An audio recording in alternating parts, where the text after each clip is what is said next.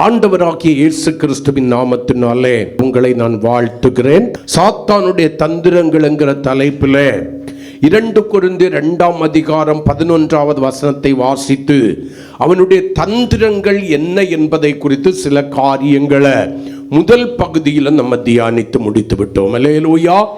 கடந்த வாரத்தில் சாத்தானுடைய தந்திரத்தை ஜெயித்து விடுங்கள் என்கிற தலைப்பில் கர்த்தருடைய வார்த்தைகளை நாம் தியானித்து கொண்டிருக்கிறோம். அல்லேலூயா.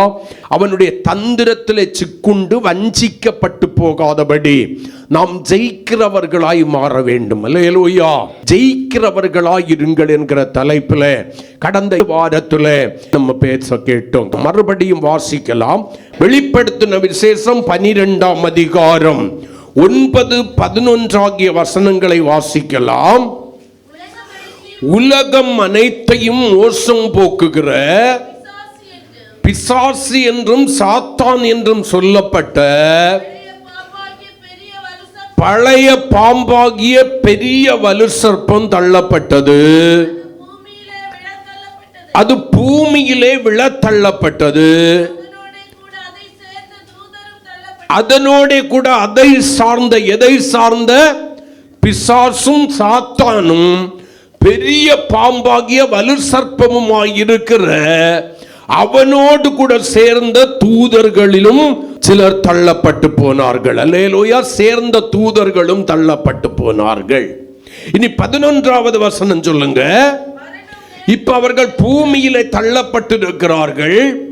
ஆகையினாலே தெரிந்து கொள்ளப்பட்டவர்களை தன்னுடைய தந்திரத்தினாலே வஞ்சிப்பதற்காக அவர்கள் கற்றும் அறிந்தும் இருக்கிறதான சத்தியத்திலிருந்து இடரச் செய்வதற்காக, விசுவாசத்தை இழக்கச் செய்வதற்காக பலவிதமான உபாய தந்திரங்களை வைத்துக் கொண்டு வஞ்சிக்கிறதற்கு ஏதுவான கிரியைகளை செய்வான். ஆகையினால நம்ம என்ன பண்ணணுமா?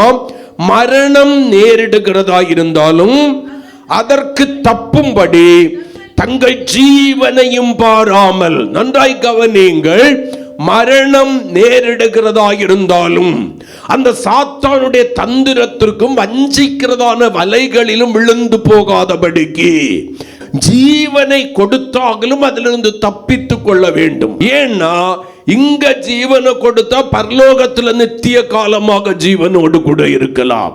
ஆனால் ஜீவனை காத்துக்கொள்ள வேண்டும் என்று முயற்சித்து அவனுடைய தந்திரம் இன்னதென்று புரிந்தும் அதற்கு எச்சரிக்கையாயிராமல் அவனுடைய வஞ்சிக்கிற வலையிலே விழுந்து விட்டோமே ஆனால் இந்த உலகத்தில் வருகிற மரணத்திலிருந்து நம்ம தப்பித்துக் கொள்ளலாம்.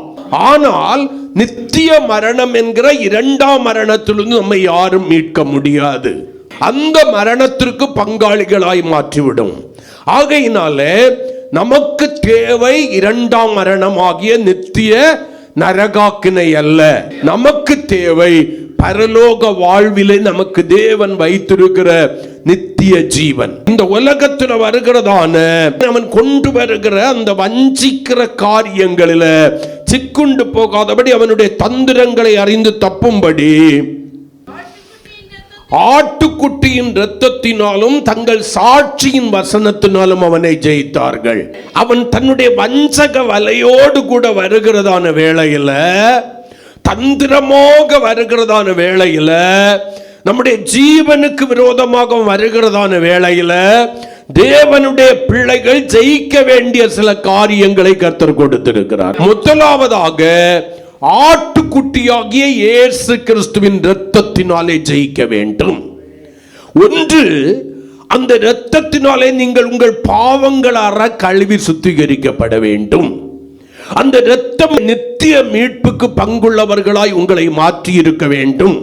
அந்த இரத்தத்திற்குள்ளாய் மறைந்து வாழுகிறவர்களாய் நீங்கள் இருக்க வேண்டும். அந்த கிறிஸ்துவின் விலையேற பெற்றதும் மாசற்றதும் ஆகியிருக்கிற குற்றமற்ற இரத்தத்தை குறித்ததான தெளிவும் விசுவாசமும் உங்களுக்குள்ளாய் இருக்க வேண்டும். நீங்கள் வெறும் இயேசுவின் இரத்தம் என்று சொல்வதனால சாத்தான் ஓடி போகிறது கிடையாது. அந்த இரத்தத்திற்கும் உங்களுக்கும் எந்த அளவிற்கு சொந்த பந்தம் இருக்கிறதோ அந்த இரத்தத்திற்கு எந்த அளவிற்கு நீங்கள் உடன் பங்காளிகளாய் மாறி இருக்கிறீர்களோ அந்த அளவிற்கு அந்த இரத்தம் உங்களுக்கு ஜெயத்தை கொண்டு வரும். ஆமென்.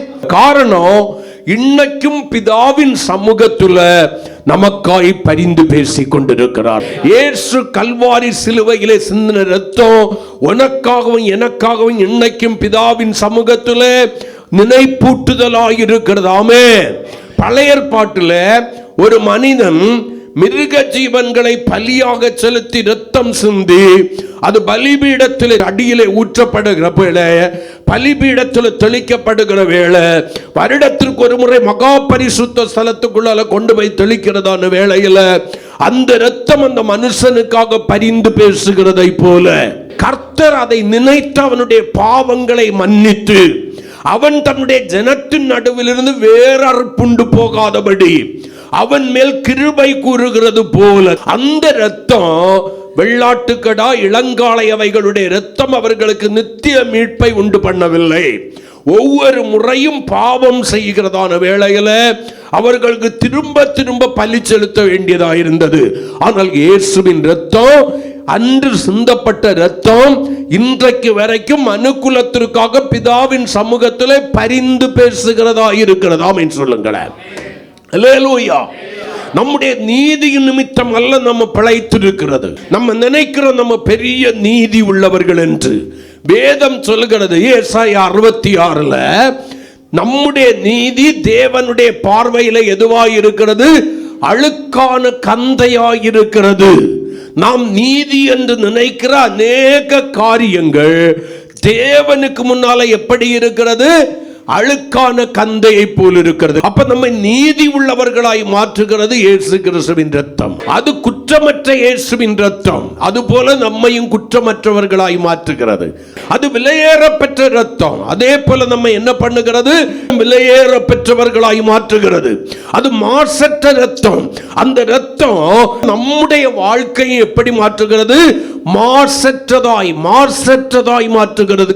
அதனாலதான் வேதம் சொல்கிறது நம்முடைய கர்த்தராகிய இயேசு கிறிஸ்துவின் இரத்தம் நம்முடைய சகல பாவங்களையும் கழுவி சுத்திகரிக்கும்.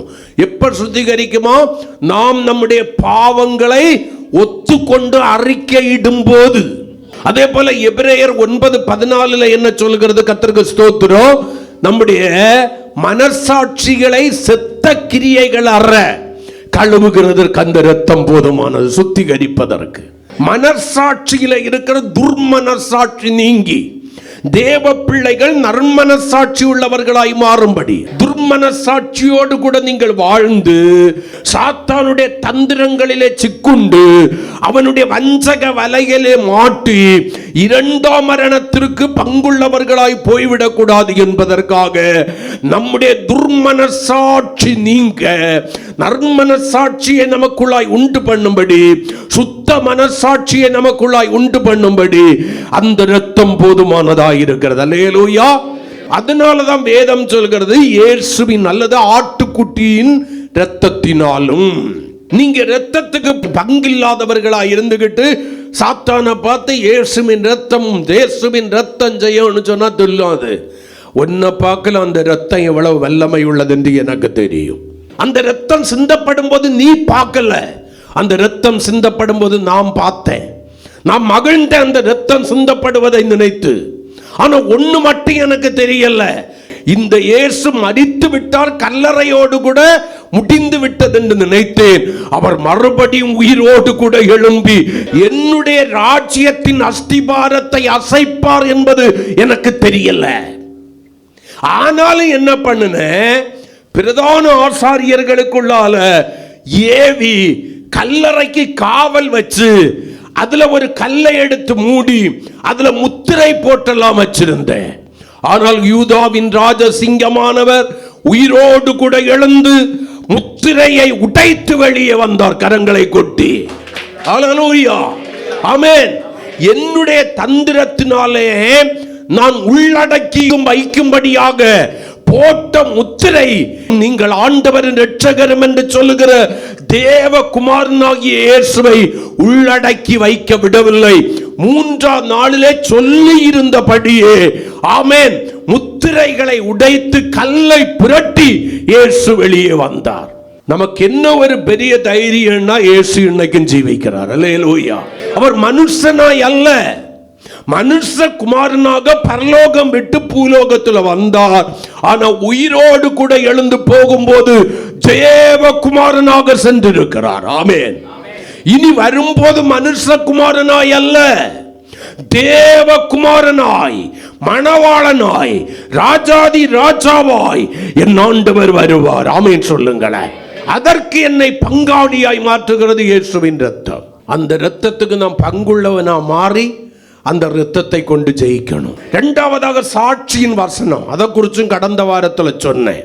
தேவனுடைய வசனமாகிய சாட்சி, வசனத்தின்படி வாழுகிற வாழ்க்கை ஒரு சாட்சி. ரெண்டு, அந்த வசனத்தின்படி வாழ்ந்து விசுவாசத்தை காத்துக்கொண்டு தேவனுக்காக வைராக்கியமாக இருப்பது ஒரு சாட்சி.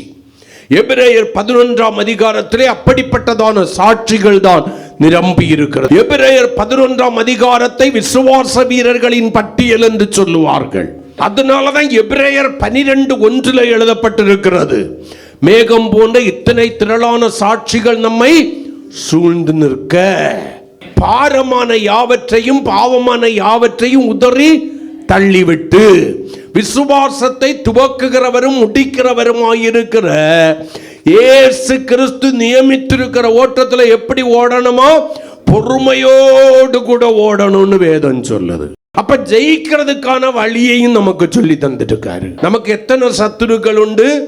உலகம், மாமிசம், பிசாசு. அப்ப தேவ பிள்ளைகள் தெளிவா இருக்கணும், எல்லா வேளைகளிலும் ஜெயிக்கிறவர்களா இருக்கணும். ஒரு பழைய பாடல் உண்டு, ஜெயங்கொண்ட தாசர்களே நாம் ஜெயித்திடுவோமே.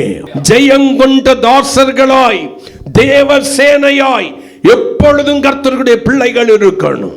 ஏன்னா இஸ்ரவேலின் ஜெயபலமானவர் நமக்கு ஜெயம் தரும்படியாக நம்மோடு கூட இருக்கிறது. உலகத்தின் முடிவு பரியந்தமும் சகல நாட்களிலும் நம்மோடு கூட இருக்கிறது. தேவனுடைய பிள்ளைகள் ஒருபோதும் மறந்து போய்விடக் கூடாது. அல்லேலூயா. அப்ப இயேசுவின் இரத்தத்தினாலும் சாட்சியின் வசனத்தினாலும் ஜெயிப்பதற்கு கட்டளையிட்டிருக்கிற நாம், அந்த இயேசுவின் இரத்தத்தினாலும் சாட்சியின் வசனத்தினாலும் அவனை ஜெயிக்கிறவர்களாய் யார?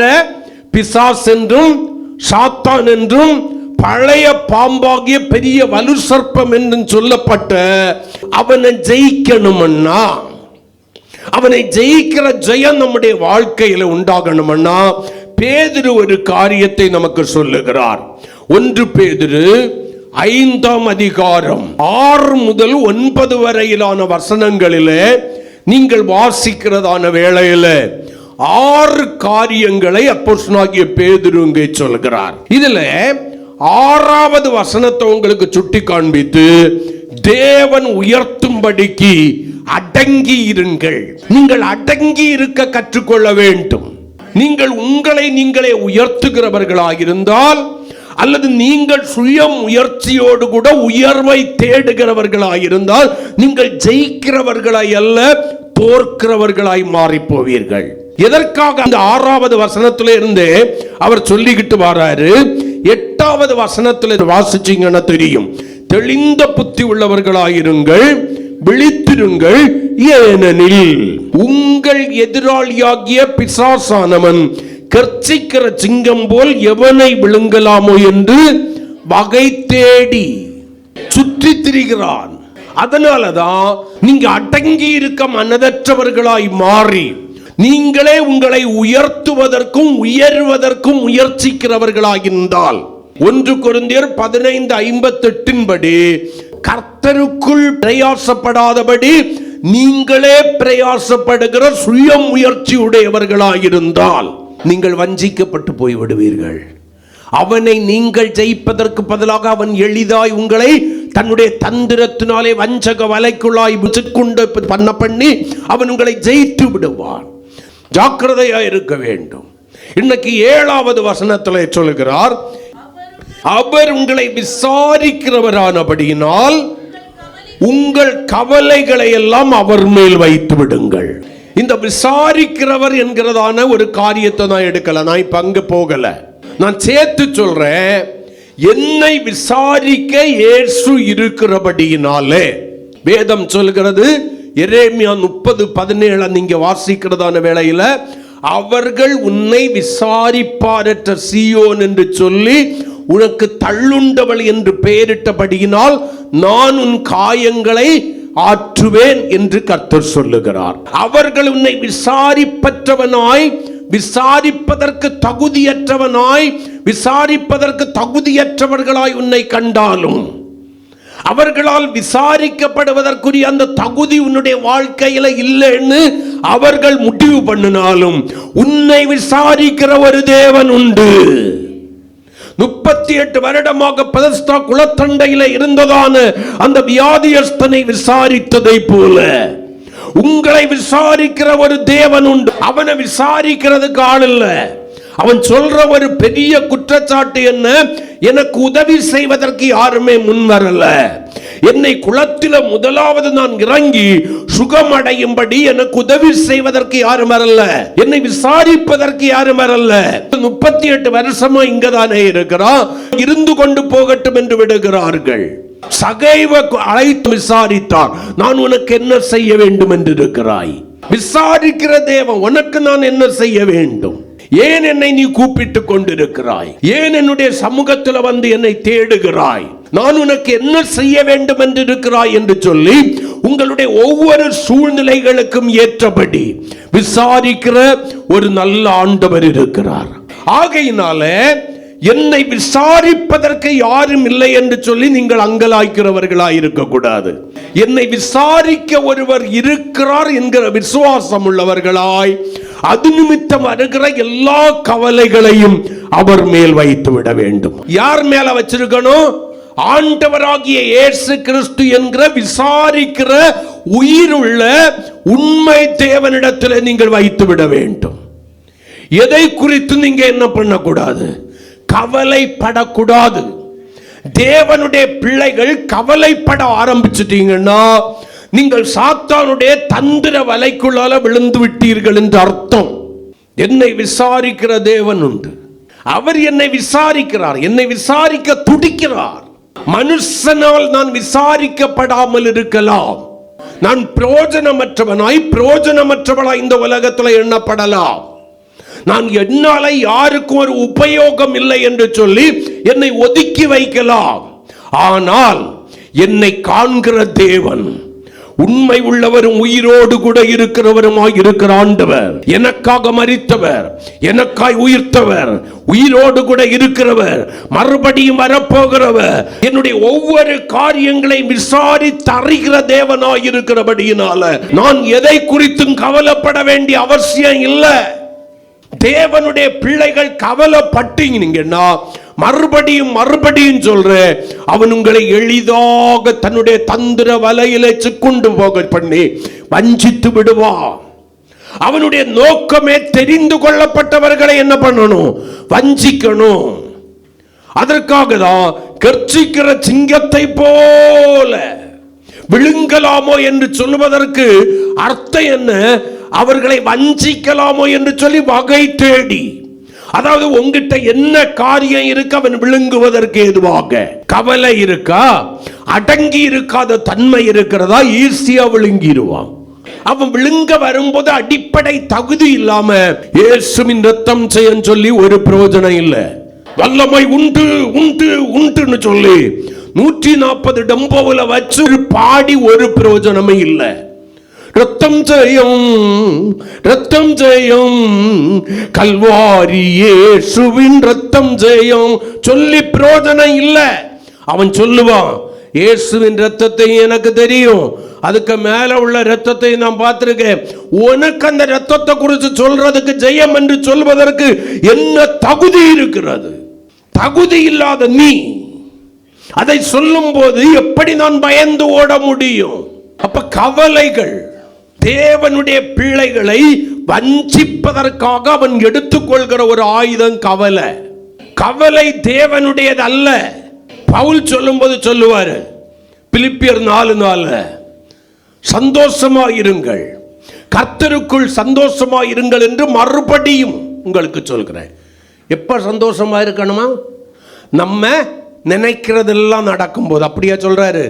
எப்பொழுதும் கர்த்தருக்குள் சந்தோஷமாயிருங்கள். குறைவானாலும் நிறைவானாலும், பலவீனமானாலும் சுகமானாலும் பலனானாலும், எல்லா வேளைகளிலும் என்னை விசாரிக்க ஒருவர் உண்டு. என்னுடைய தேவைகளை அறியாதவர் நிறைய பேர் இருக்கலாம், என்னுடைய பலவீனங்களை அறியாதவர்கள் நிறைய பேர் இருக்கலாம். ஆனால் எல்லாம் அறிந்து விசாரிக்கிற ஒரு நல்ல தேவனையாகோ நான் இரட்சகராகிய தேவனாய் கொண்டிருக்கிறேன். கரங்களை கொட்டி நான் கவலைப்பட வேண்டிய அவசியம் இல்லை. சிலர்கிட்ட கவலைப்படாதீங்க, ஜெபம் பண்ணுங்க, கர்த்தர் மேல வச்சிருக்கு. கவலைப்படாம எப்படி பாஸ்டர் இருக்க முடியும்? ஏன் ஆண்டவர் கவலைப்படக்கூடாதுன்னு சொல்றாரு? நீதிமொழிகள் 12:25 கொஞ்சம் வாசிங்க. வேதம் என்ன சொல்கிறது? மனுஷனுடைய இருதயத்தில் உள்ள கவலை அவனை ஒடுக்கும், நல்வார்த்தையோ கவலை இல்லாத வாழ்க்கையோ அதை சந்தோஷிப்பிக்கும், மகிழ்ச்சியாக்கும். ஆமென் சொல்லுங்க. மனுஷனுடைய இருதயத்தில் அப்ப கவலை எங்க இருக்கு? வார்த்தைகளில் அல்ல, இருதயத்தின் நிறைவினால் வாய் பேசும். கவலை இருதயத்தை என்ன பண்ணி வச்சிருக்கு? நிரப்பி இருக்கிறது. அந்த நிரப்பிற கவலை என்ன பண்றது? மனுஷனுடைய இருதயத்தின் விசாலத்தை ஒடுக்க ஆரம்பிக்கும், உடைக்க ஆரம்பிக்கும், நெருக்க ஆரம்பிக்கும். எதுக்கெடுத்தாலும் கவலை. கவலைப்படுறதை விட்டா உங்களுக்கு வாழ்க்கையே இல்லை. யாராவது போய் கவலைப்படாதீங்கன்னு சொன்னா, பட்டவனுக்கெல்லாம் தெரியும் வேதனை, உங்களுக்கு என்ன தெரியும்? கவலைப்படாம எப்படி இருக்க முடியும்? என் சூழ்நிலை உங்களுக்கு தெரியுமா? உங்ககிட்ட கவலைப்படாதே என்று சொல்லுகிற அநேக பேர் அதை பார்க்கலும் கொட்டிய சூழ்நிலையை தாண்டி வந்தவர்கள், விசுவாசத்தினாலே ஜெயித்து விட்டு வந்தவர்கள். விசுவாசத்தினாலே அவர்கள் ஜெயித்தார்கள் என்று சொல்லி வேதம் சொல்லும். இயேசுவின் இரத்தத்தை குறித்த விசுவாசம், சாட்சியின் வசனத்தை குறித்த விசுவாசம் என்னை ஜெயிக்க செய்கிறது. என்னை விசாரிக்கிற ஒருவர் இருக்கிறார், அவர் என்னை விசாரிப்பார். மனுஷனே, நீ என்னை விசாரிப்பதற்கு யார்? மனுஷியே, நீர் என்னை விசாரிப்பதற்கு யார்? நீ என்னை விசாரியாமற் போனாலும் என்னை விசாரிக்க ஒரு ஆண்டவர் உண்டு.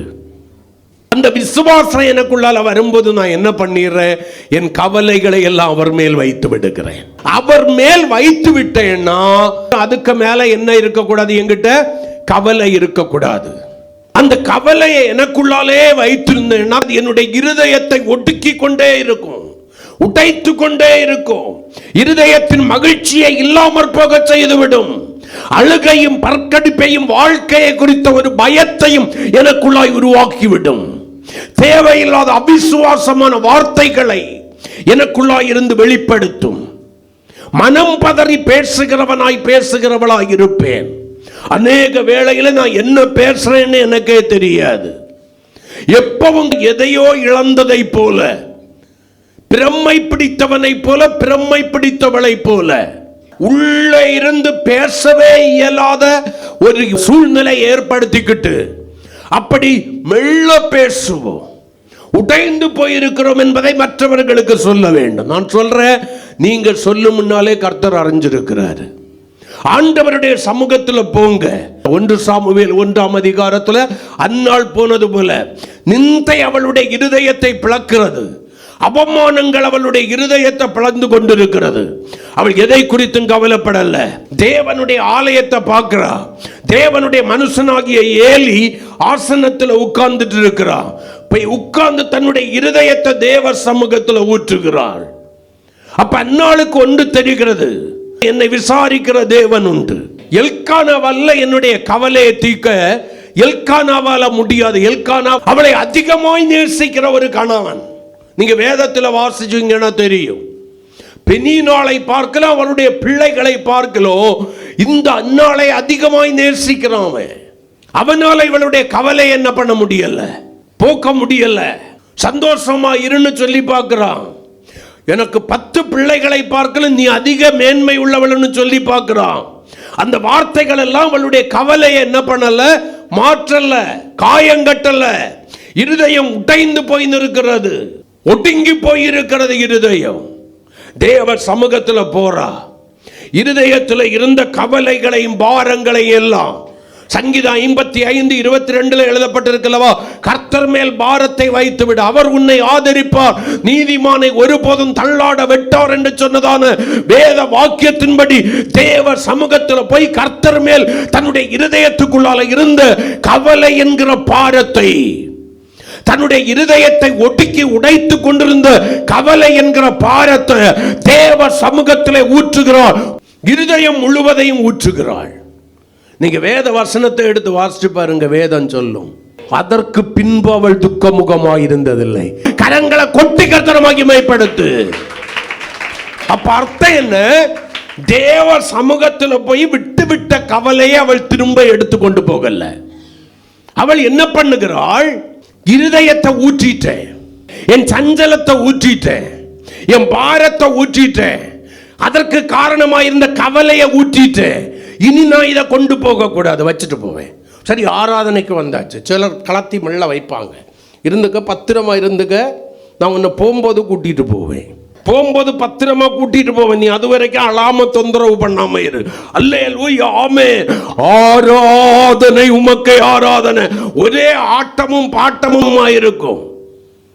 ஆனா போகும்போது மறுபடியும் வெளியே போய் பார்த்தீங்கன்னா பழைய குருடி கதவை திரட்டி, அதே இருண்டு போன முகம், அதே அவிசுவாசமான வார்த்தைகள், அதே கவலை. செருப்பை கலத்தி வைக்கிறது போல வச்சுட்டு போவோம். போகும்போது என்ன பண்ணுவோம்? அங்க இங்கும் தேடி நமக்கு செருப்பு கிடைக்கலன்னா அடுத்தவங்களுக்கு செருப்பையாவது போட்டுட்டு போயிடணும். சரி, வெளியில போகும்போது செருப்பை போட்டுட்டு போறது போல கொண்டு வந்ததை பத்திரமா போட்டுட்டு போனீங்கன்னா ஆண்டவர் மேலே எனக்கு நம்பிக்கை இல்லை, கூட கூட்டிட்டு போவேன். வீட்டில் போயிருந்து கவலைப்படாதீர்கள் என்றுரைத்தீ, காட்டு புஷ்பத்தை நீ உடுத்துவித்தீ, அல்லேலூயா அல்லேலூயா, ஆடையாகாரம் தேவை எல்லாம் பாடிக்கிட்டு இருக்கும் போதே ஞாபகம் வரும். நாளைக்கு அரிசி பத்துமா, ஓடி போய் திறந்து பார்த்துட்டு. நீங்கள் தேவனை யாராக நினைக்கிறீர்கள்? எதுவாக நினைக்கிறீர்கள்? உங்களுடைய வாழ்க்கையின் எல்லா சூழ்நிலையிலும் இந்த ஆண்டவர் போதுமானவர். அதனாலதான் ஒன்னு அவர் விசாரிக்கிறாரு. உன்னுடைய இருதயத்தை ஒடுக்குகிற கவலையை என்னுடைய சமூகத்தில் வச்சுட்டு போயிரு. இந்த கவலையை உனக்குள்ளால வச்சிருந்தேன்னா நீ அவனாலே வஞ்சிக்கப்பட்டு போய் விடுவாய். அவனுடைய வாழ்க்கையை விழுங்கி போடுவார். இனி ஒருபோது நீ வெளியே வர முடியாத அளவிற்கு அகல பாதாளத்திலே சிக்குண்டு போவாய் மகனே, மகளே. கவலை உனக்குள்ளால இருக்குமான என்னை உதாசீனப்படுத்திடுவ. கவலை உனக்குள்ளால இருக்குமான தேவையில்லாத பயத்தை உனக்குள்ளால கொண்டு வரும். கவலை உனக்குள்ளால இருக்குமான ஆராதனைக்கு, ஜெபத்திற்கு, வேத தியானத்திற்கு சாவு மணி அடிச்சிடுவ. உயிரோடு கூட இருக்கிறேன் என்று பெயர் பெற்றிருந்தோம் செத்தவனாய் செத்தவளாய் இருப்பாய். அது உன்னை விடுதலையோடு கூட ஆராதிக்க விடாது, மகிழ்ச்சியாய் ஆராதிக்க விடாது, விசுவாசமாய் ஜெபிக்க விடாது, வேதத்தை தியானிக்க விடாது. கடைசியில ஒரு எண்ணம் வரும், எண்ணத்தை கண்ட. அது நம்ம ஆளுக்க வேலையாக்கும். இந்த எண்ணத்தை கண்ட, என்ன கண்ட? ஜெபித்து என்ன கண்ட? வேதம் வாசிச்சு என்ன கண்ட? ஆண்டவரே ஆண்டவரே ஆண்டவர் பார்த்துக்கிடுவார்னு சொல்லிய என்ன கண்ட? பாத்தியா? ஒண்ணும் காணல நீ. உடனாமா இல்ல? அட பாவி, கொஞ்சமாவது மனசாட்சியில யோசித்து சொல்லு. ஒன்னும் காணல நீ. ஒன்றுமே உனக்கு ஆண்டவர் செய்யவில்லையா? நீ நினைக்கிறபடியே உன் வாழ்க்கை இருக்கணும்னு நினைக்கிற. ஆனா ஆண்டவர் அவருக்கு விருப்பமானபடி உன்னுடைய வாழ்க்கையை வணையணும்னு நினைக்கிறாரு. எப்பவும் கட்டுக்கட்டா இருக்கணும். ஒரு நாளைக்கு கொஞ்சம் குறைஞ்சா போதும். பணம் பீரோவை எப்ப திறந்தாலும் 10 நோட்டு இருக்கணும். இப்ப இருக்கிறதுல பெரிய நோட்டுல அது இல்லைன்னா போதும். கவலை, எதுக்கெடுத்தாலும் கவலை. பிள்ளை இடுப்பு வளைக்கு வளர்ந்தா போதும், நம்மள பாதி வளர்ந்தாச்சு. என்னத்தை சேர்த்து வச்சிருக்கிறோம்? மரம் வைத்தாரே ஆனால் அவர் தண்ணி ஊற்றுவார். இயேசு இந்த பூமியில மனுஷகுமாரனாய் இருக்கும்போது வாசிக்கலாம். மத்திய எழுதின சுவிசேஷம் 6ஆம் அதிகாரம், நல்லா கவனிங்க, 25வது வசனத்திலிருந்து அந்த அதிகாரம் முடிய நமக்கு கவலை எல்லாம் எதை குறிச்சிருக்குன்னு பாருங்க. ஆண்டவர் தெளிவா சொல்லி இருக்கிறாரு. வாசிக்கலாம். ஆகையால் என்னத்தை உண்போம் என்னத்தை குடிப்போம் என்று உங்கள் ஜீவனுக்காகவும் என்னத்தை உடுப்போம் என்று உங்கள் சரீரத்திற்காகவும் கவலைப்படாதிருங்கள். முதல் கவலை என்ன? என்னத்தை உடுப்போம் என்னத்தை குடிப்போம். போச்சா? தந்ததுக்கு சோத்திரம், தராத்ததுக்கும் சோத்திரம். நேற்றைக்கு லெக் பீஸ் வச்சு என்ன பண்ண செய்தாரு? பிரியாணி தின்ன தந்தாரு. இன்னைக்கு துவையலும் ரைஸும் தந்தாரு. சோத்திரம். ஏன்னா இன்னைக்குள்ளதையும் சேர்த்து நேற்றைக்கு தந்துட்டாரு. இருந்தாலும் திருப்தி இல்லை, இல்லைன்னாலும் திருப்தி இல்லை. திருப்தி இல்லாத வாழ்க்கை. என்னத்தை உண்போம் என்னத்தை குடிப்போம். என்னத்தை இருக்கு என்னத்தை இருக்கு என்னத்தை இருக்கு. ஏன் ரேஷன் அரிசியாவது வந்திருக்கிறாரா திங்கிறதுக்கு? சோத்திரம். அது கூட இல்லாம எத்தனை பேர் கிடக்கிறான். சோத்திரம். வெறுங்கஞ்சி இருக்கா? சோத்திரம். இன்னைக்கு இதுதான் தந்திருக்கிறாரு. அவர் இன்னைக்கு நியமிச்சது இதுதான் தந்தாரு. புசிக்கிற ஆகாரத்தில் அல்ல, இருதயத்தை கவலை ஒடுக்காம பார்த்திருந்தா போதும். கர்த்தர் நடத்துவார். பேங்க் பேலன்ஸ் இல்லைன்னாலும் கர்த்தர் நடத்துவார். அரிசி டப்பாயில அரிசி இல்லைன்னாலும் கர்த்தர் நடத்துவார். அடுத்த கவலை என்ன உடுப்போம். அவன் 42 50 100 110 சாரியை வச்சுக்கிட்டு தன்னமும் ஒண்ணு பண்ணிக்கிட்டு போறான். அவன் விதவிதமா போடுறான். நமக்கு இல்ல இல்ல இல்ல. ஏன் 4 அண்ணா இருக்கா? அது கூட இல்லாதவன் இருக்கான். 4 இருக்கா? இந்த 4க்காக சோத்திரம் பண்ணு. ஒன்ன வாஷ் பண்ணி போட்டு அது காயறதுக்கு முன்னால இன்னொன்னு உடுக்க இருக்கா?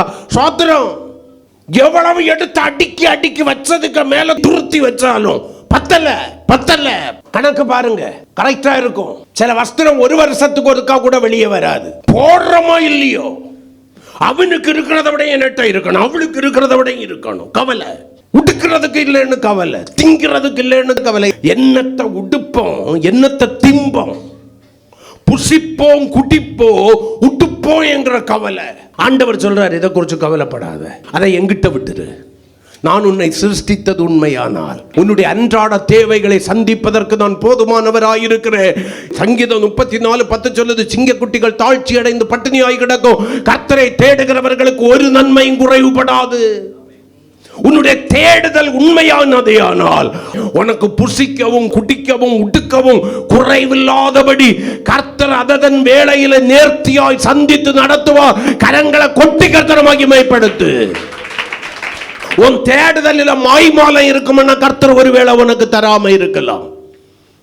உன் தேடுதல் உண்மையானதே ஆனால் புசிக்க வேண்டிய வேளையிலே புசிக்கவும், குடிக்க வேண்டிய வேளையிலே குடிக்கவும், உடுக்க வேண்டிய வேளையிலே உடுக்கவும், உண்ண உணவும் குடிக்க தண்ணீரும் உடுக்க வஸ்திரமும் தந்து உன்னை நடத்துகிற தேவன். அல்லேலூயா. இந்த வசனத்தை தொடர்ந்து வாசிங்க. கவலைப்படாதீர்கள் என்று உங்களுக்கு சொல்லுகிறேன். ஏன்னா நீங்க கவலைப்படுகிற ஆகாரத்தை பார்க்கலும் ஜீவனும், நீங்கள் கவலைப்படுகிற உடையை பார்க்கலும் உங்களுடைய சரீரமும் விசேஷித்தவைகள் அல்லவா. கரங்களை கொட்டி கர்த்தரை மகிமைப்படுத்துவோம். தொடர்ந்து 26, ஆகாயத்து பட்சிகளை கவனித்து பாருங்கள், அவைகள் விதைக்கிறதும் இல்லை, அறுக்கிறதும் இல்லை, களஞ்சியங்கள் சேர்த்து வைக்கிறதும் இல்லை, அவைகளையும் உங்கள் பரமபிதா பிழை பூட்டுகிறார். அவைகளை பார்க்கல நீங்கள் விசேஷித்தவர்கள் அல்லவா. முதல்ல நீ என்ன பண்ணணும்? என்னுடைய சரீரம் என்னுடைய ஜீவனும் விசேஷித்தவைகள். இரண்டாவது சொல்லணும், தேவனால் பிழை பூட்டப்படுகிற ஆகாயத்து பட்சிகளை, அதாவது பறவைகளை பார்க்கணும். நான் தேவனுடைய பார்வையில விசேஷித்தவன். நான் எதுக்காக கவலைப்படணும் இல்லாததை குறித்து? மற்றவனுக்கு இருக்கிறதை குறித்து நான் ஏன் கவலைப்படணும்? அந்தந்த நாளுக்கு அதன் பாடு போதும்னு சொல்லி இருக்கிறாரு. என்னையும் என் வீட்டையும் நடத்துவதற்கு என் ஆண்டவர் போதுமானவராயிருக்கிறார். அவர் என்னை வெட்கப்படுத்த மாட்டார். நான் நீதிமானே ஆனால் என்னுடைய பிள்ளைகள் அப்ப துணிக்கைக்கு இறந்து நடக்கும்படி கர்த்தர் கைவிட மாட்டார். கரங்களை கொட்டி கர்த்தரை மகிமைப்படுத்துவோம்.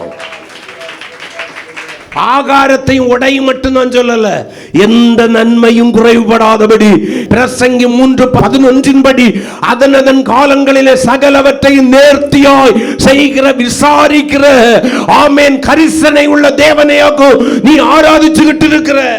எல்லாரும் போல உனக்கு சம்பளம் இல்லையா? கொஞ்சம் சம்பளமா? அதை ஆசீர்வதிச்சு தராரா? அதுக்காக ஸ்தோத்திரம் பண்ணு. உனக்கு இப்போதைக்கு இது போதும்னு ஆண்டவர் முடிவு பண்ணி இருக்கிறார். உனக்கு எப்ப அதிகமா தரணும்னு அவருக்கு தெரியும். அப்பதான் நீ விசுவாசத்தை விட்டு விடாதிருப்பாய். விசாரிக்கிற தேவன் இருக்கிறார். கவலை அவர் மேல வச்சிரு. அது இல்லை, இது இல்லை, அப்படி இல்லை, இப்படி இல்லைன்னு கவலைப்படாத. தந்திருக்கிறதுக்கு சோத்திரம் பண்ணு. இருக்கிறது போதும். கவலை கவலை சந்தோஷத்தை இழந்து போகிறான். அடுத்த வசனம் 27க்கு வாங்க. கவலைப்படுகிறதுனால் எவன் தன் சரீர அளவோடு ஒரு முளத்தை கூட்டுவான். அங்க சொன்னதான் மறுபடி சொல்றாரு. கவலைப்படுகிறதுனால உங்களிலே எவன் தன் சரீர அளவோடு ஒரு முளத்தை கூட்டுவான், அது இருதயத்தை ஒடுக்கும். உடைக்காகவும் நீங்கள் கவலைப்படுகிறது என்ன? காட்டு புஷ்கமங்கள் எப்படி வளருகிறது என்று கவனித்து பாருங்கள். அவைகள் உழைக்கிறதும் இல்லை, நூற்கிறதும் இல்லை. என்றாலும் சாலமோன் முதலாய், சாலமோன் யாரு? சர்வ ஞானி. அது மட்டும் இல்ல, அவன் ராஜா, சமஸ்த இஸ்ரவேலின் ராஜா. ராஜ்யங்களை தனக்கு கீழடக்கினவன், ஜெயித்தவன். அவனை பார்க்கிறோம். சாலமோன் முதலாய் தன் சர்வ மகிமையிலும் அவைகளில் ஒன்றை போல் ஆகிலும் உடுத்தி இருந்ததில்லை என்று உங்களுக்கு சொல்லுகிறேன். அற்ப விசுவாசிகளே. கவலைப்படுறவன் யாரு? நான் சொல்லல, என்ன முறைக்காதீங்க. அற்ப விசுவாசிகளே, இன்றைக்கு இருந்து நாளைக்கு அடுப்பில் போடப்படும் காட்டு புல்லுக்கு தேவன் இவ்விதமாக உடுத்துவித்தால் உங்களுக்கு உடுத்துவிப்பது அதிக நிச்சயம் அல்லவா?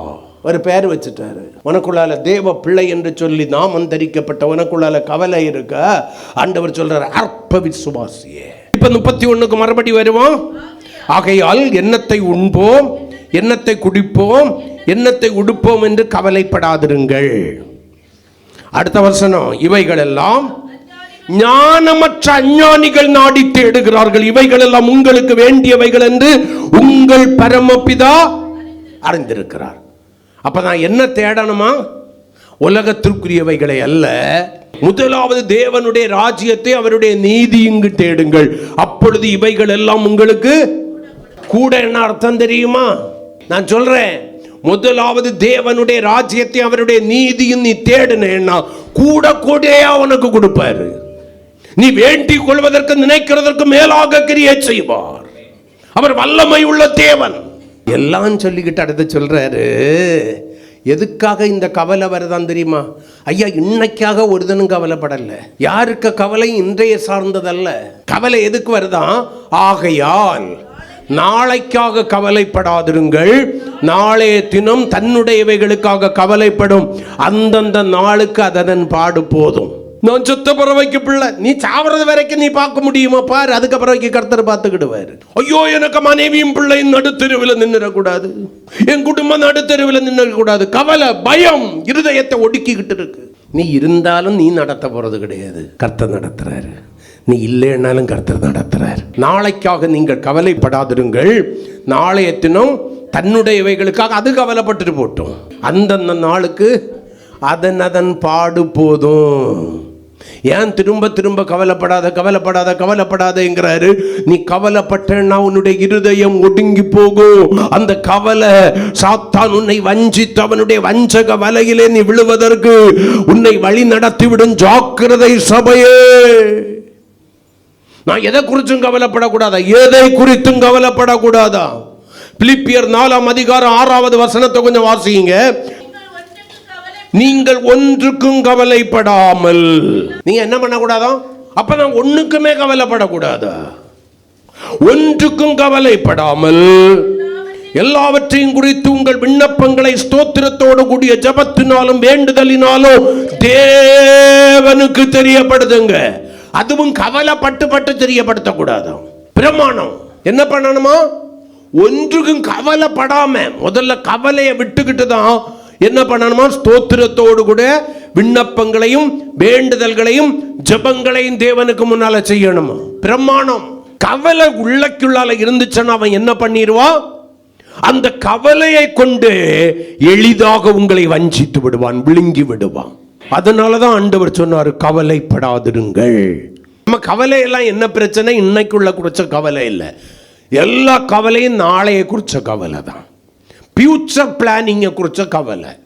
ஏன் இன்னைக்கு இருக்கிற சந்தோஷத்தை இன்னைக்கு அனுபவி. நான் சொல்லுவேன், கிறிஸ்துவின் வருகை தாமதிக்குமேயானால் நாளை என்கிற ஒரு தினத்தை கர்த்தர் உன்னுடைய வாழ்க்கையிலும் என்னுடைய வாழ்க்கையிலும் அனுமதிப்பாரே ஆனால், சூரியன் உதயம் விடுமையானால், காலை பொழுது நீங்கி பகல் பொழுது வறுமையானால், மாலை என்கிற ஒன்று வறுமையானால், இரவு என்கிற ஒன்று வறுமையானால், அந்தந்த நாளுக்கு அதன் பாடு போதும். நீ நாளைய குறித்து இன்னைக்கு திட்டமிட வேண்டாம். கர்த்தர் பார்த்து கொள்வார்.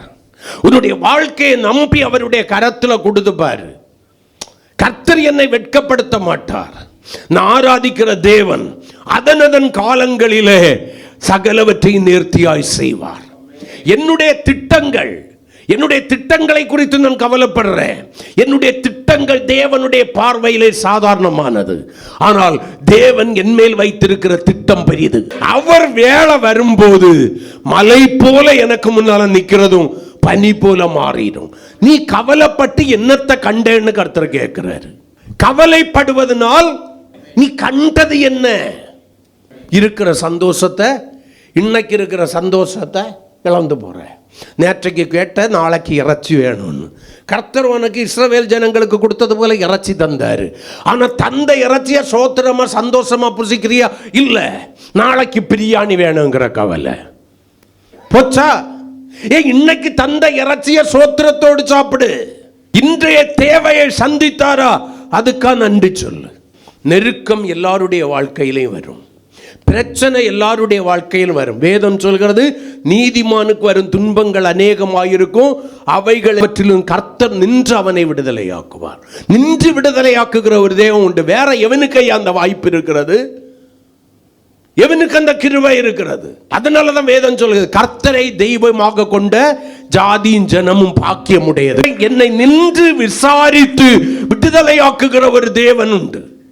ஏன்னா நான் ஆராதிக்கிறது மரித்த தேவன் அல்ல. மனிதன் தன்னுடையதான திறமையினால உருவாக்கின தேவனை அல்ல. மனிதன் தன்னுடைய ஆற்று திறமையினால வரைந்து கொண்ட அழகான தேவனையும் அல்ல.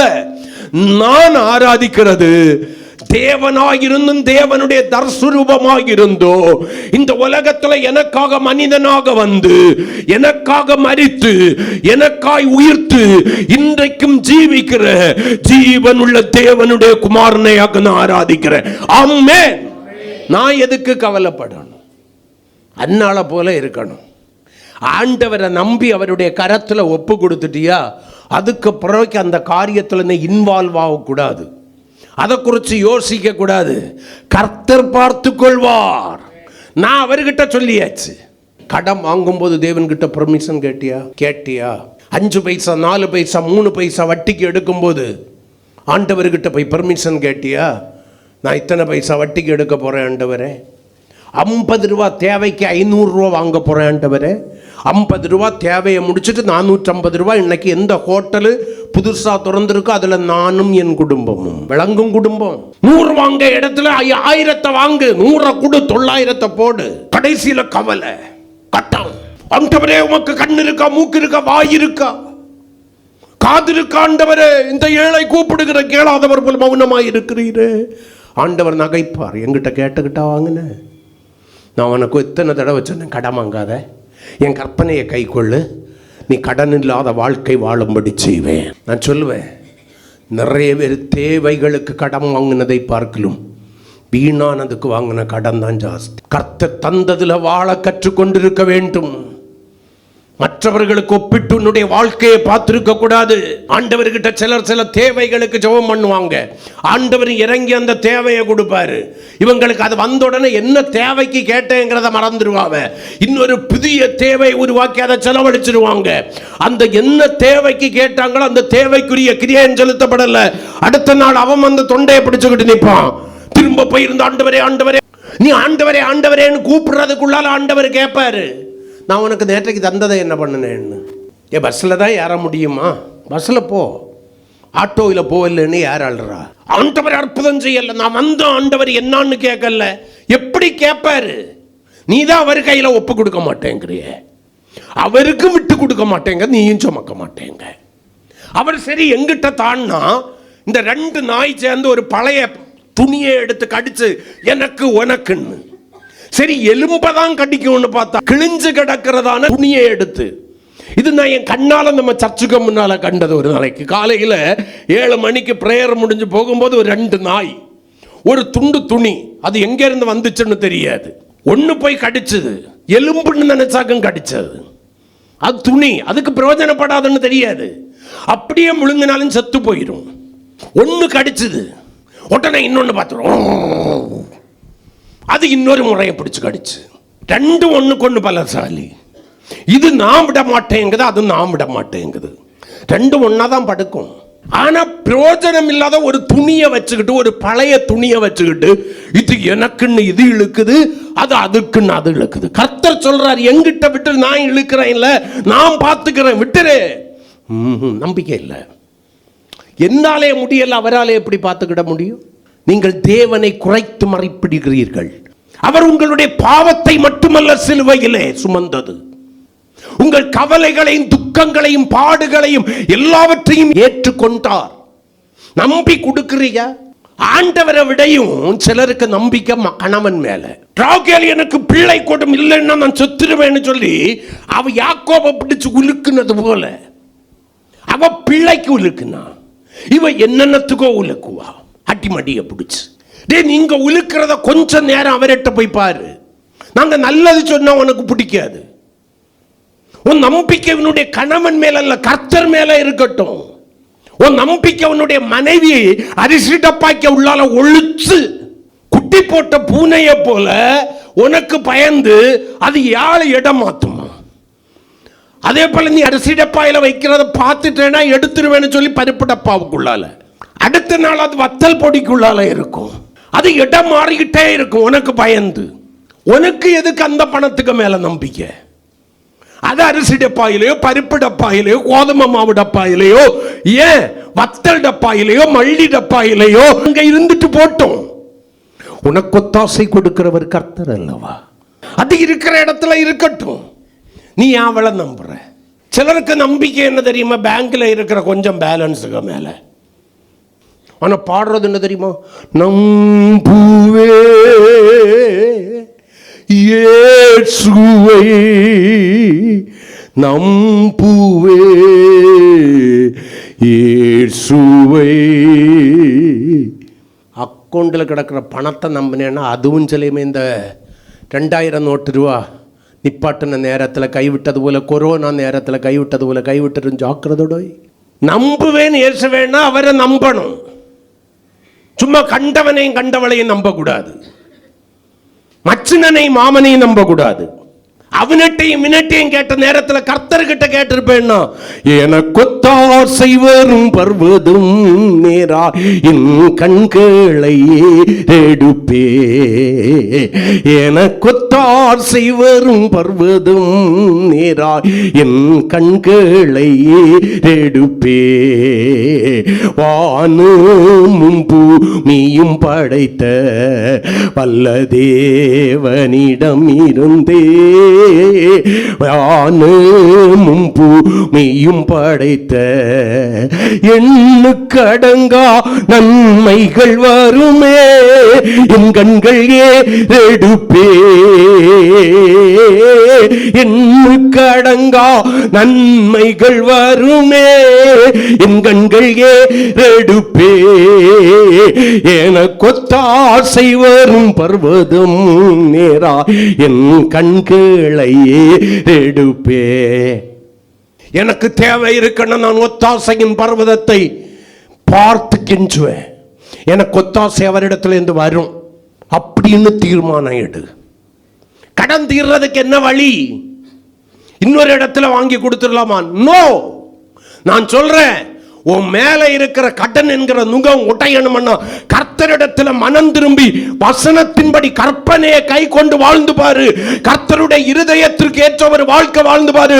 கடன் வாங்காதபடி கொடுக்கும்படியான வாசலை கர்த்தர் திறந்தருளுவார். இன்னைக்கு நிறைய பேருக்கு கவலை என்ன? கடன். அதுதான் ஜெபம் பண்ண முடியுமா? ஸ்தோத்திரம் பண்ண இருந்தா அதுதான் மேல வந்து நிக்கு. சந்தோஷம் அற்று போயிட்டு அந்த சாபக்கேடுக்குள்ளால என்னைக்கு போய் விழுந்தமோ அன்னைக்கு வீட்டில் இருந்த சந்தோஷம் அற்று போயிட்டு எரிச்சல் வருது, கோபம் வருது. மனைவி கிட்ட போய் கோபத்தை காமிக்கிற. அவ சொன்னா நான் சொன்னேன் கேட்ட, என்ன அடிக்க வந்த, எனக்கு சொல்ல எல்லாம் ஒரு பொருட்டா எடுத்த. இனி சில மனைவிகள் உண்டு, சாதாரணமானவர்கள் அல்ல.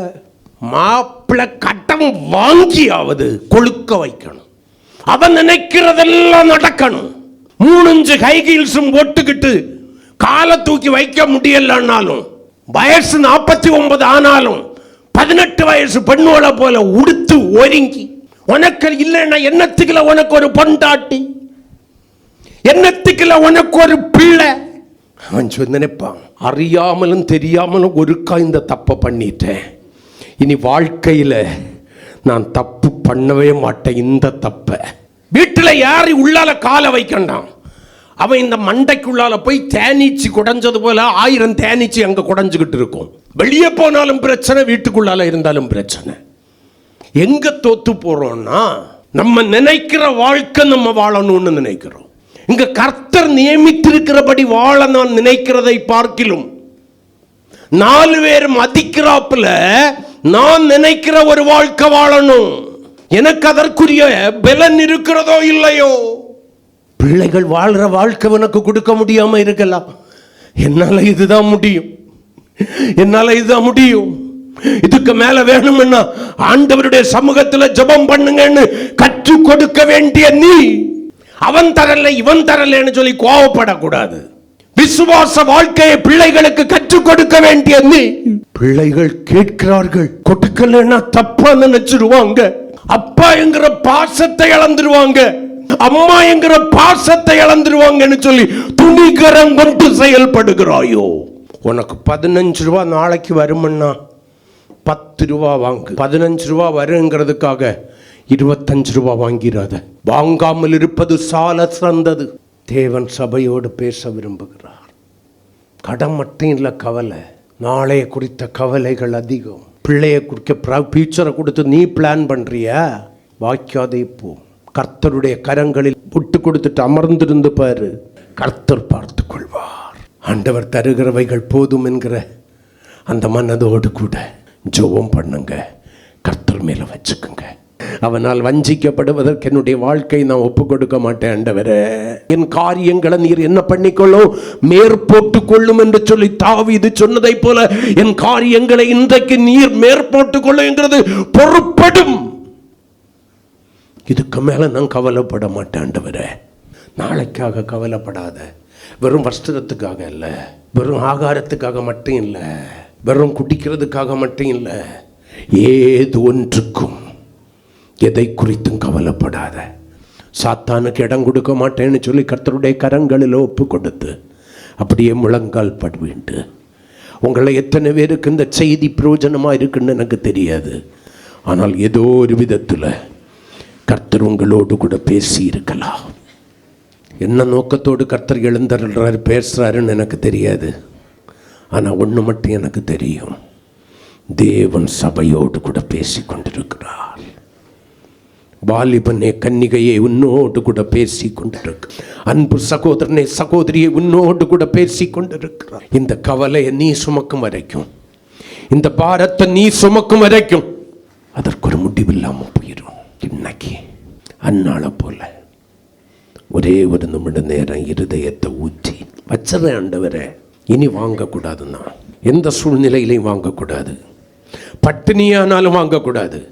ஆனால் நான் உண்மை தேடுகிறது நம்புகிறது உண்மைன்னா என்னை பட்டினியா போட மாட்டீர். ஆண்டவரே, நீ சங்கீதம் 34:10 சொல்லி இருக்கிறீர், சிங்கக்குட்டிகள் தாழ்ச்சி அடைந்து பட்டினியாய் கிடக்கும், கர்த்தரை தேடுகிறவர்களுக்கு ஒரு நன்மையும் குறைவுபடாதுன்னு சொல்லி இருக்கிறீர். ஆண்டவரே, ஏசப்பா நீர் சொல்லி இருக்கிறீர், உம்முடைய வார்த்தைகளை நான் நம்புறேன், உம்முடைய வார்த்தைகளை நான் நம்புகிறேன். ஆண்டவரே, உம்முடைய வார்த்தைகளை நான் நம்புறேன். மலைகள் விலகினாலும் பர்வதங்கள் நிலை பெயர்ந்தாலும் என் கிருபை உன்னை விட்டு விலகாமலும் என் சமாதானத்தின் உடன்படிக்கை உன்னை விட்டு நிலை பெறாமலும் இருக்கும் என்று என் மேல் மனதுருகுகிற கர்த்தராகிய நீர் சொன்னீரே. காரியங்கள் கைவிட்டு போய் நிற்கிறது, என் தலைக்கு மேலாக மிஞ்சி நிற்கிறது. என்னால் சுமக்க முடியுங்கிற தைரியத்தில் வரட்டு கௌரவத்தில் இவ்வளவு நாள் நான் சுமந்துட்டேன். ஆனா இப்ப என்னால சுமக்க முடியல டாடி சுமக்க முடியல. எத்தனையோ முறை சொன்னீர் என்னுடைய கரத்துல ஒப்பு கொடுன்னு, நான் ஒப்பு கொடுக்கல. அடங்கி இருன்னு சொல்லி பார்த்திருந்த அடங்கி இருக்கல. என்னுடைய சுய விருப்பங்களை நிறைவேற்றுவதற்காக நான் ஓடினேன். இப்ப என்னால சுமக்க முடியல. வெளியே சிரிக்கிறேன், மெயின்டைன் பண்ணி பார்க்கிறேன். எனக்குள்ளால நானே அழுது புலம்புறேன். எனக்கு அறிமுகமானவர்கள் என்னை அடையாளம் கண்டு கொள்ளப்படுகிறதுக்காக நான் நல்லா மெயின்டைன் பண்றேன். முட்டியல்லப்பா. இதுக்கு மேல சுமக்கிற திராணி எனக்கு இல்ல ஆண்டவரே. எத்தனையோ விதமான கவலைகள், நாளைய குறித்த பயம், கவலை என்ன ஒவ்வொரு நாளும் வாட்டி எடுத்துக்கிட்டு இருக்குப்பா. நீ நல்லாதான் வச்சிருக்கிறீரு. என் பிள்ளைகள் பார்ப்பாங்களா பார்க்க மாட்டாங்களேங்கிற கவலை. நீர் பார்த்து கொள்வீர் ஆண்டவரே. அந்த நம்பிக்கை எனக்கு வரட்டும். என் பிள்ளைகள் தங்கள் முகத்தை மறைத்துக் கொண்டாலும் அவர்கள் சந்தோஷமா இருக்கட்டும். நீர் என்னை பார்த்துக் கொள்வீர். என் காரியங்களை நீர் மேற்பட்டுக் கொள்ளும் ஆண்டவரே. அவங்க சந்தோஷத்திற்கு நான் தடையா இருந்திடக்கூடாது ஆண்டவரே. எனக்கு உதவி செய்யும் ஆண்டவரே. எனக்கு நீர் தருகிறவைகளை ஆசீர்வதித்து தாரும். பெருக பண்ணும். இனி நான் மீதியான துணிக்கைகளை காணும்படி செய்யும் ஆண்டவரே. நீர் எத்தனையோ முறை சொன்னீர், உட்கார்ந்துகிட்டு காலை நீட்டுன்னு. நான் உம்முடைய சொல்லையும் மதிக்கல, ஊழியக்காரன் சொல்லையும் மதிக்கல. நின்னுகிட்டே காலை நீட்டுறேன், கீழே விழுந்து கிடக்கிறேன், எழும்ப முடியல. சிம்சோனை போல பல முறை நான் நினைச்சேன் எழும்பிடலாம். ஒவ்வொரு முறையும் எழும்பிட்டேன். ஆனா இப்ப என்னால எழும்ப முடியல. எல்லாம் என்னை விட்டு தூரமானதை போன்ற ஒரு எண்ணம். நம்பிக்கை இழந்து போய் நிற்கிறேன் டாடி. என்னுடைய பிரச்சனைகள் அவ்வளவு பெருசு. கடன் மட்டுமல்ல, என்னை சுற்றி நிற்கிற பிரச்சனைகள் அவ்வளவு பெருசு. ஒவ்வொன்றும் முள்களை போல என்னை உருவ குத்தி கொண்டிருக்கிறது. இந்த காலை வேளையில் நிந்தையும் வெட்கமும் அவமானமும் உமக்கு முன்பாக வைத்து விட்டே. நிந்தையும் வெட்கமும் அவமானமும் உமக்கு முன்பாக வைத்து விட்டே. எளியவன் விண்ணப்பம் கேட்டிடும் இயேசுவே. எளியவன் விண்ணப்பம் கேட்டிடுமே. இழைத்து சுதந்திரத்தை திடப்படுத்தும். இழைத்த சுதந்திரத்தை திடப்படுத்தும். கர்த்தாவே உம்மைதான் நம்பியுள்ளே. நம்பிக்கை நிறைவேற கிருபை செய்யும். கர்த்தாவே உம்மைதான் நம்பியுள்ளே. நம்பிக்கை நிறைவேற கிருபை செய்யும். உலகத்தில் எல்லாம் மாறிடும், மாறாத ஒருவரே. உலகத்தில் எல்லாம் மாறிடும், மாறாத நீ ஒருவரே. ஆண்டுகள் முடிந்து போவதில்லை, அடியாரின் பிள்ளைகளை மறப்பதில்லை. ஆண்டுகள் முடிந்து போவதில்லை, அடியாரின் பிள்ளைகளை மறப்பதில்லை. கர்த்தாவே உம்மைதான் நம்பியுள்ளே.